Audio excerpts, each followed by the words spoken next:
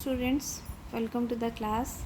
So in our yesterday class we have completed the English East India Company, and in our today class we are going to start the next topic, that is rivalry among different companies in India. So you all know that when there are lots of companies, there were tough competition and they get rival with each other. Okay, so at that time also there were different companies like the French, the Dutch, the Portuguese, the English. So there were the feeling of rivalry among all these companies who were established in India. We have seen that the Dutch and the Portuguese, the French and the English came to India as traders, so that they could make huge profits through the trade. The center of trade for all them was the same, that is India. So all these companies were settled in India. So the center is India. The problem was that all the companies were interested in buying the same thing. The fine quality of cotton, silk produced in India had a big market in Europe.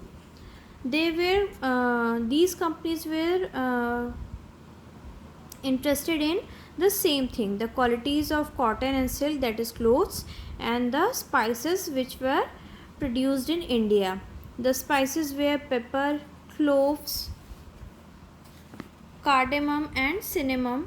Two were in great demand. Competition amongst the European companies inevitably, what is the meaning of inevitably? Unable to avoid, pushed up the prices at which these goods could be purchased, and this reduced the profit that could be earned. The only way of trading companies got flourished was the eliminating rival competitors. So when lots of companies are interested in the same things, so there were the great competition and rival among the uh, different companies. So there was only one way, was that by eliminating rival companies, to destroy the rival competitors. So how they destroyed these rival competitors? To urge to secure markets, therefore. So what is the meaning of urge? The desire, a strong need to secure markets, therefore led to fierce battle. So what is the meaning of fierce? Angry, aggressive battles between the trading companies. So there were battles in among the countries, so they can destroy each other and establish their own company. Though the 17th and 18th century, they remarkably sank each other's ship.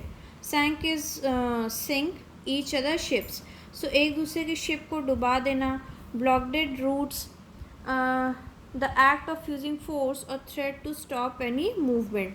So जो भी routes थे उसको block कर देना, किसी की ship को आगे मूव नहीं करने देना, जो दूसरे की शिप है, राइवल कंपनीज की शिप है, उसको डुबो देना, ये सारी चीज़ें, या जो भी सप्लाई ऑफ गुड्स है उसको रोक देना, डिस्ट्रॉय कर देना, इस टाइप की चीज़ें कंपनीज एक दूसरों के लिए अप्लाई करने लगी थी.